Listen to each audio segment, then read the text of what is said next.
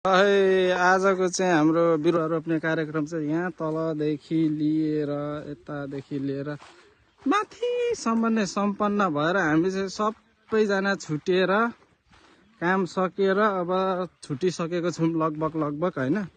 अब अरू भिडियो पनि हेर्न सक्नुहुन्छ। अरू हाम्रो जीवन लिम्बू ज्यूसँग नि छ, छुटपुटमा अलिकति मसँग नि छ।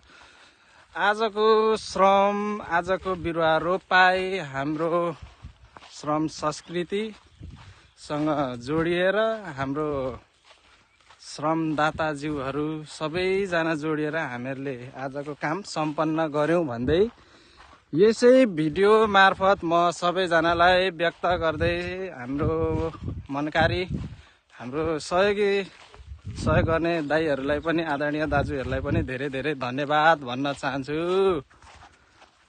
जीवनमा जय माटो, जय देश भन्दै भिडियो त गरिहाल्यो। अब माथिसम्म नै हामीले कतिवटा रोप्यौँ, कति के रोप्यौँ भन्ने देखाउँदै हेर्नुहोस् त हाम्रो यस्तो सुन्दर ठाउँमा अब यो रोपेको बिरुवा चाहिँ फेरि यहाँनिर ढकमक्क पछि फुल्दाखेरि कस्तो चाहिँ होला गणेश दाजु? एकचोटि मनमा नै सोचेर यहाँ भनिदिनु त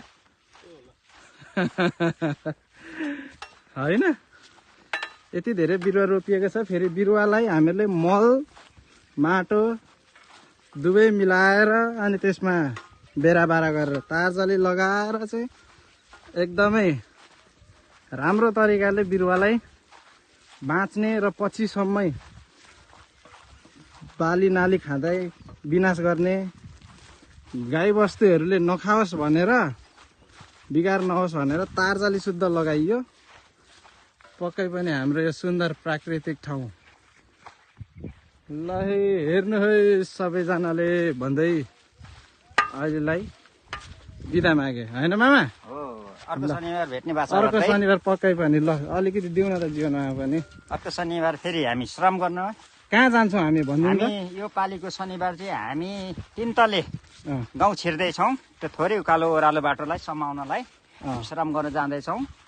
अर्को शनिबार फेरि भेट्ने बाचा गर्दै हामी यही जय माटो भन्दै हामी बिदा लिन चाहन्छौँ।